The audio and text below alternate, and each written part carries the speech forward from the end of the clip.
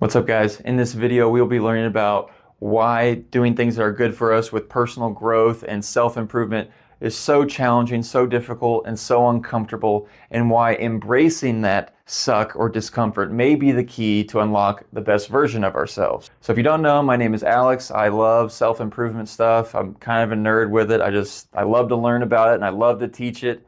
And personal growth is something that I have struggled with in my past. I was a person who was flunking out of college. I didn't have a job, laying around, thinking about all the things that I wanted to accomplish, but couldn't get out of my own way until I learned the things that we are about to talk about. So the first thing to understand and go over is that we all have something called our little comfort zone, which is basically the things that we're used to. You know, your job, watching Netflix, eating, sleeping, and your normal routine. These are all the things we do. We don't think anything of them. Now, anytime we think of doing or reaching a goal, getting better, growing towards something, maybe it's learning to run a marathon or a new job, asking a person out, moving to a new city, learning to play an instrument, or going back to school. Whatever it is, anytime we kind of step out of our comfort zone or even think about stepping out of our comfort zone, we're met with resistance and anxiety and stress and kind of feelings of suffering of, I don't want to do it. That's actually completely normal. That's actually doing something, I don't know if you guys remember from biology class,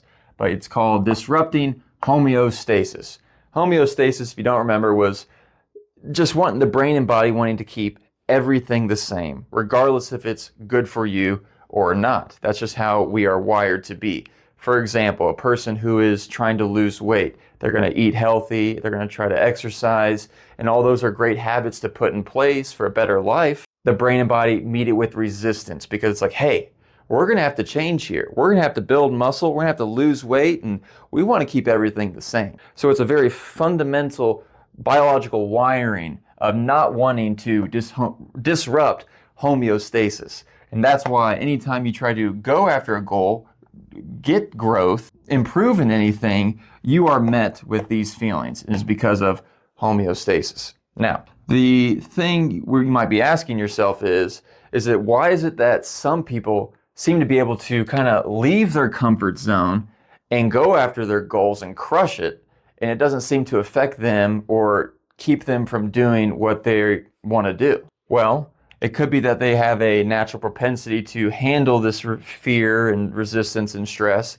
but more importantly, and what the take-home message is for you, is that they have become more comfortable being uncomfortable, meaning they have just felt these feelings more and put themselves in places outside of their comfort zone, which is crucial because the more you go outside your comfort zone, the more you feel these feelings of resistance and fear and stress, the more you kind of just get used to those feelings.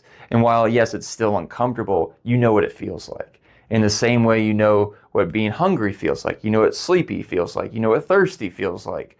All these kinds of feelings, you've just felt them over and over, and it's like, oh yeah, I know what that is. So when it comes to growing and getting better, the more you put yourself in uncomfortable situations, the more you become familiar with those feelings, the more you're like, oh yeah, I'm disrupting homeostasis, and it's actually a signal that you are growing and that you're going into the direction that you want. So how can we actually do it? How can we actually get started with going outside our comfort zone, building that skill of comfortable being uncomfortable? Well, baby steps. Always baby steps. So there's something called the Yerkes-Dodson law, which is a fancy, stupid science name to mean moderate stress. So basically, just going a little bit outside that comfort zone is ideal for learning and growth. So it's completely normal and expected to do this when you're growing. So when you step outside your comfort zone, let's say you typically run 1 mile and you want to get to that marathon of 26.1 miles.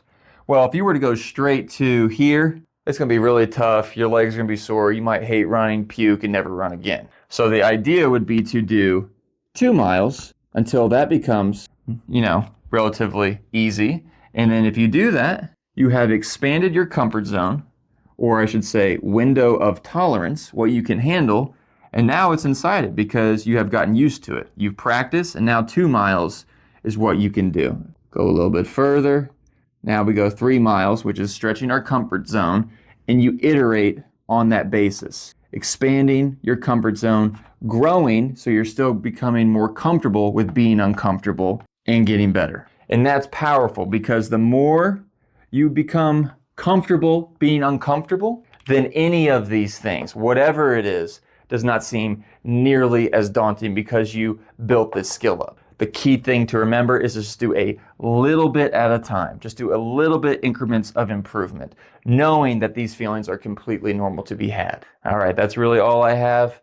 Thank you all for watching. Hope you got a little bit out of this video, and I will see you all next time.